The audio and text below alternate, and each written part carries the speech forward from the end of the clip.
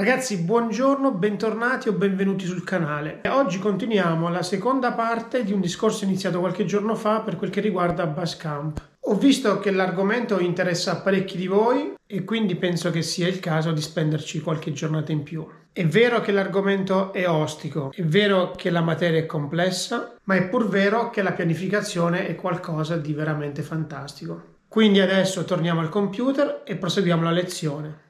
Oggi proseguiamo quello che è un discorso iniziato qualche giorno fa, qualche tempo fa.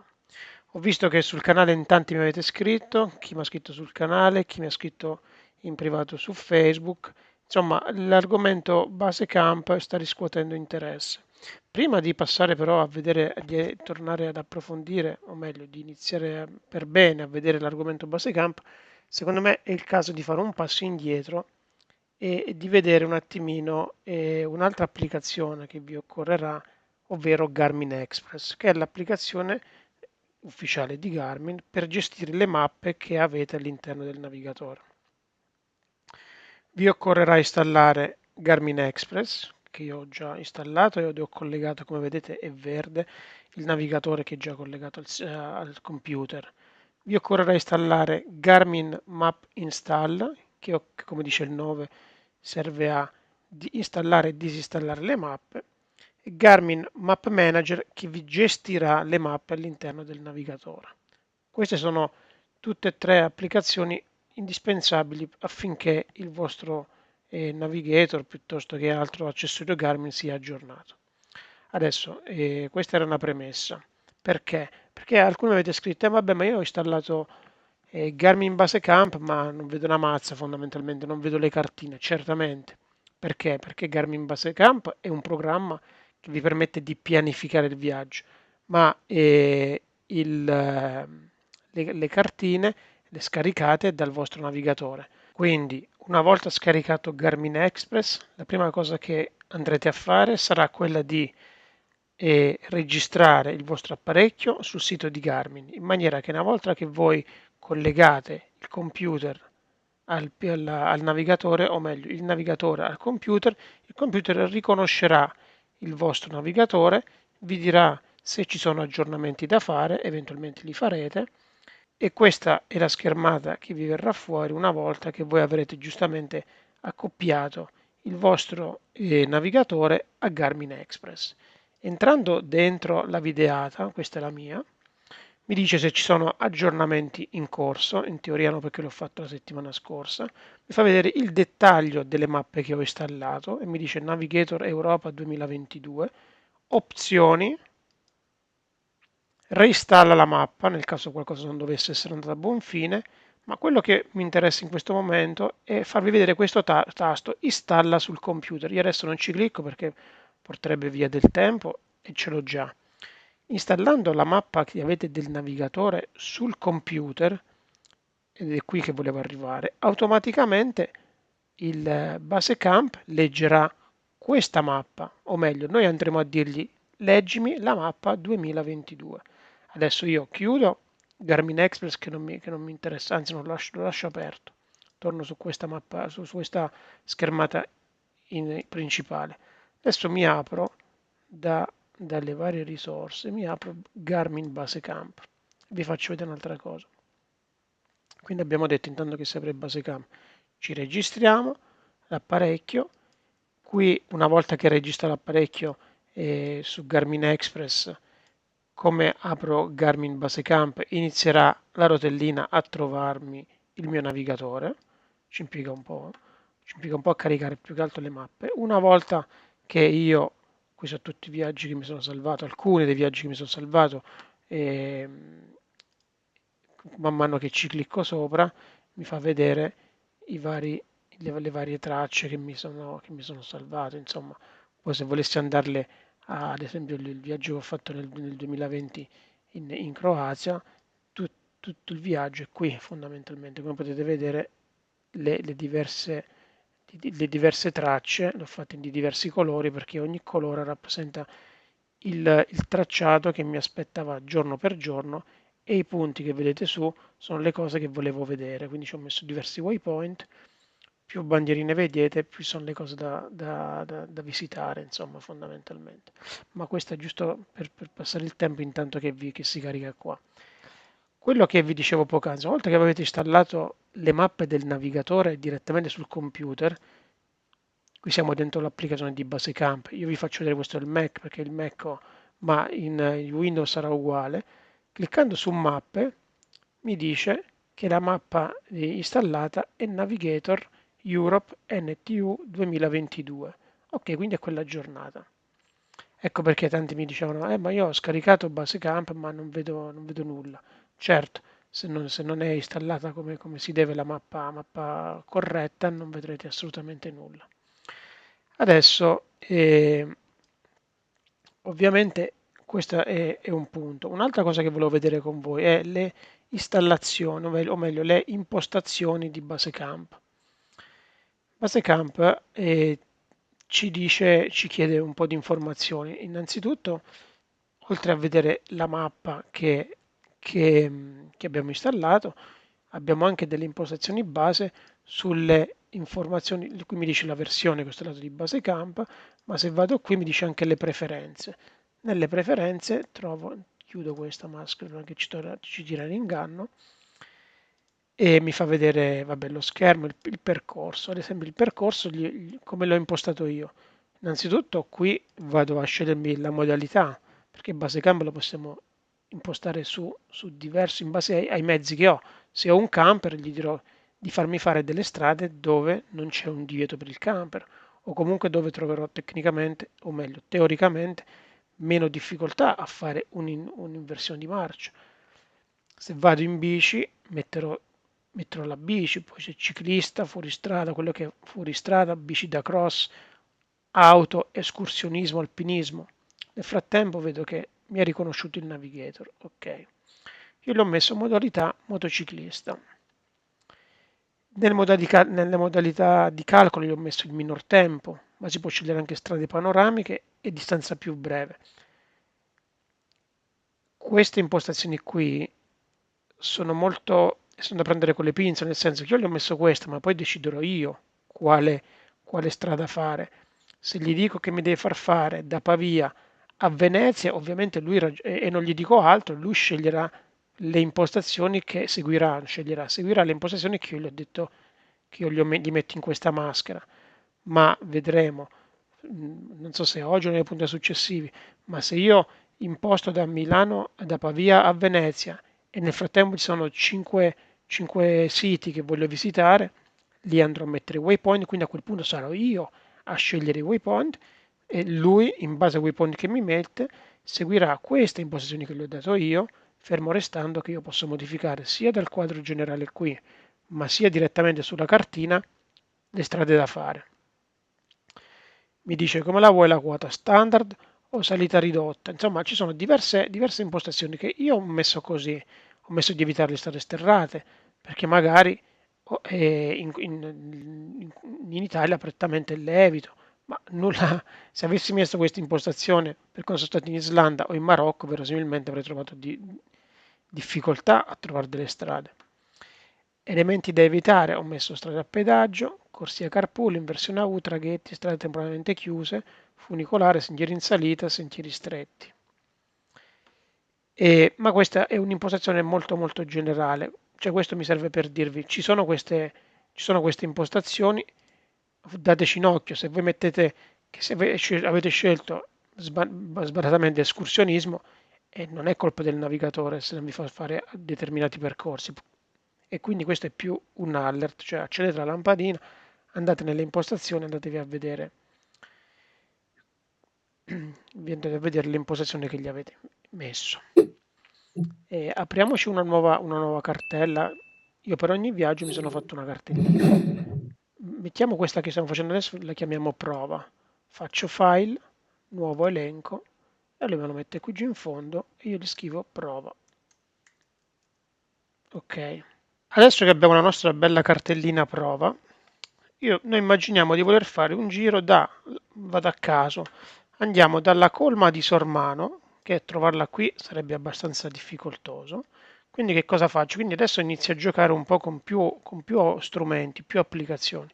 Innanzitutto mi apro Safari, colma di Sormano, ok, banalmente su Google, facciamo tutto da capo, già l'avevo trovata, ma scriviamo colma di Sormano, Google ci trova, andiamo su Maps, oppure clicchiamo direttamente qui, colma di Sormano, e arriviamo qui.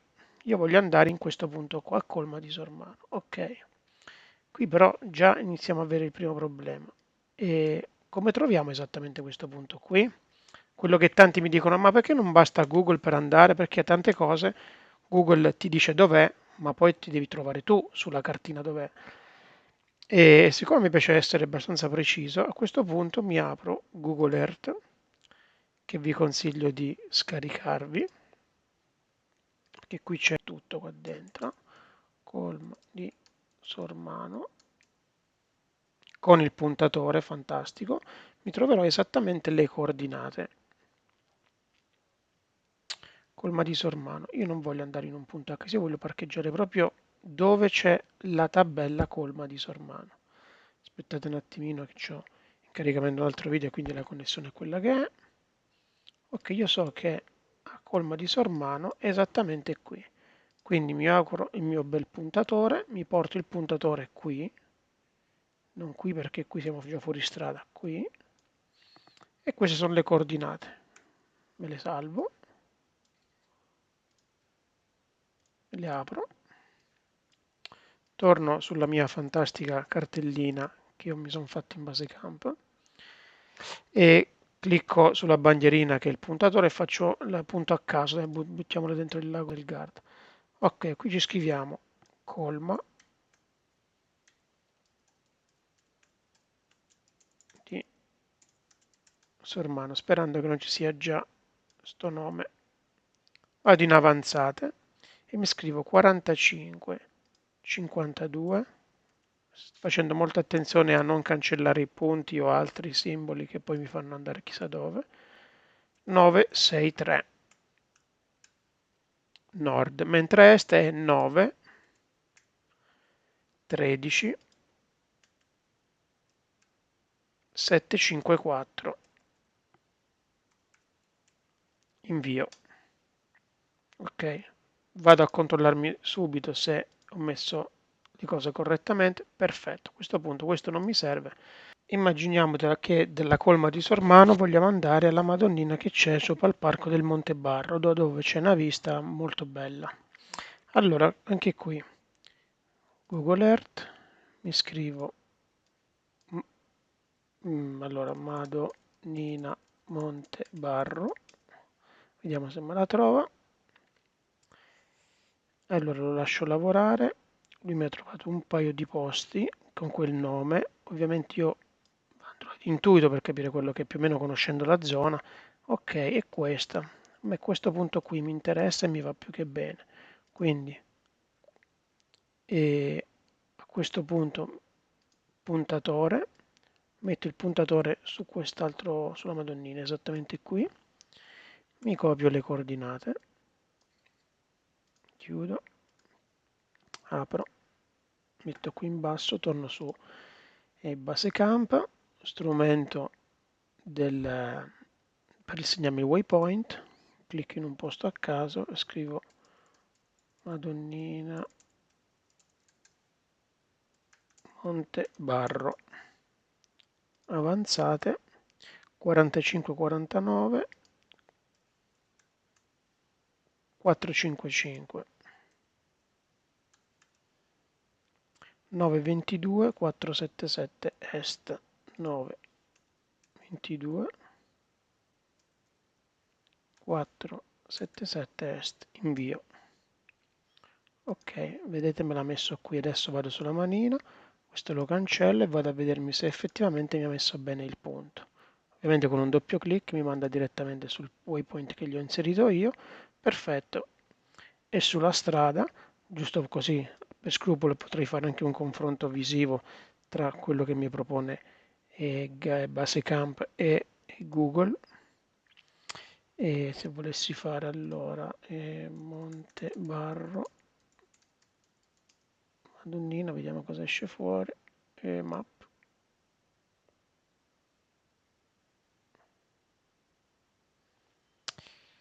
Eremo Montebarro sarà questo, vediamo un po'.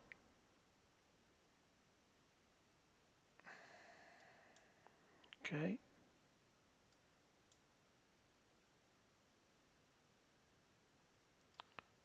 Ok, questo è l'eremo. Poi io gli ho detto che voglio andare alla Madonnina. La Madonnina che è questo qua. Esattamente qui. Infatti, se mi apro base camp, è esattamente questo. A questo punto non resta altro che, banalmente, se ho soltanto questi due punti, e poi vi spiego anche perché, unirli, e poi gli facciamo un ultimo discorso e penso che per oggi il video lo possiamo chiudere perché poi diventa molto più articolato, non vorrei darvi troppe informazioni che iniziate ad andare. Crea percorso da Colma di Sormano a la Madonnina Montebarro. Lui, in base alle informazioni che gli avevo dato qui prima nelle imposizioni di Basecamp, mi ha calcolato questo, questo percorso. Nulla vieta che io gli dico non voglio passare qui, magari voglio scendere qua e poi salire di qua, o lo trascino banalmente. Posso fare così, lo trascino e lo metto qui e lui mi ricalcola, mi farà scendere di qua, perfetto. E dico però no, non voglio passare di qua, voglio salire da quest'altra parte qui. In maniera più chirurgica si fa con i waypoint, non seguite questo, però è giusto per farvi vedere. A questo punto, tasto destro, crea percorso, me l'ha creato, lo facciamo rosso, vado sulla cartellina prova, invio al dispositivo, me lo trasferisce. Prima di chiudere l'argomento però, cioè prima di chiudere la puntata più che l'argomento, perché poi l'argomento è molto più lungo, perché vedremo anche come si può tagliare questo percorso, invertirlo. E la cosa che tenevo a puntualizzare è la struttura delle coordinate. Voi la fate, voi dite, tu la fai semplice, metti le coordinate, a me non torna. Perché? Perché dovete vedere che il formato che ha Basecamp, e cliccate su Basecamp preferenze, latitudine, longitudine, gradi, cioè ci sono diversi formati delle coordinate. Io ho scelto questo e questo deve essere uguale a quello che è presente in Google Earth. No, questo è Google, in Google Earth, altrimenti, aspettate che adesso mi si è chiuso Google Earth, lo riapriamo, altrimenti se i formati non sono gli stessi e i punti che voi andrete a mettere sono decisamente diversi un dall'altro. Un secondo soltanto che mi si riapre. Qui per vedere le impostazioni si va sempre in Google Earth, preferenze, e gradi, minuti e decimali. Questo corrisponde esattamente alle impostazioni che gli ho dato io, gradi, minuti e decimali che gli ho messo sul navigatore, in maniera che quando vado col puntatore sul il sito che mi interessa, lui non mi va a vedete 42 gradi, 50 primi, è uguale a quello che ho sul Basecamp. Ragazzi, a volte do le cose per scontato, ma mi sembra abbastanza superfluo sottolineare il fatto che Basecamp, Google Earth e il navigatore che utilizziamo devono avere tutti e tre il medesimo formato, cioè il formato delle coordinate, oltre che essere uguale su Basecamp e su Google Earth, deve necessariamente essere dello stesso formato del navigatore. Tutti e tre devono dialogare con la stessa unità numerica, altrimenti non torneranno mai le tracce e i percorsi che si fanno. Allora, credo di avervi dato un po' di informazioni. La puntata di oggi la chiuderei qui per evitare di darvi ulteriori informazioni e crearvi magari ulteriore confusione, anche perché siamo partiti da Garmin Express, siamo passati a Map Install, a Map Manager, abbiamo visto come si installa una mappa sul computer, come si fa a far sì che Basecamp legga quella mappa installata. Abbiamo visto un percorso da un waypoint all'altro, abbiamo visto le coordinate che devono essere identiche tra il Garmin Basecamp e il Google Earth. Io direi che per oggi è abbastanza, nella prossima puntata vedremo altre cose particolarmente interessanti di questa applicazione che secondo me non è utile ma di più. Anche perché il rischio qual è? Il rischio è che a me l'argomento piace particolarmente inizio a parlare e non me ne rendo conto, il video durerebbe un'infinità, a voi in testa, anziché arrivare delle buone notizie, delle buone informazioni, arriverebbero soltanto una valanga di informazioni che poi fareste fatica a mettere in ordine, quindi preferisco fare più video della durata di 10-15 minuti e magari dare alle persone, a voi, agli utenti, a chi mi segue, a chi mi scrive, la possibilità di apprendere, di capire e di farsele sue. Poi ognuno, ovviamente, io non ho la scienza infusa, non pretendo di averla. Questo è il mio modo di lavorare. Voi se ne trovate un altro che va bene per voi, va meglio per voi, ben venga. Se volete lo condividete con me, possiamo, così come io condivido con voi, sarebbe bello che voi condivideste con me altro, ma non sono il professore e voi gli alunni, ma è semplicemente una condivisione di quello che è il mio modo di pianificare, di viaggiare, di organizzarmi. Non è detto che il mio modo vada bene agli altri. La puntata di oggi si conclude qui, mi auguro che il video vi sia piaciuto. Se non l'avete ancora fatto iscrivetevi al canale, è gratis, a voi non costa nulla e per noi è tanta benzina. Ciao e al prossimo video!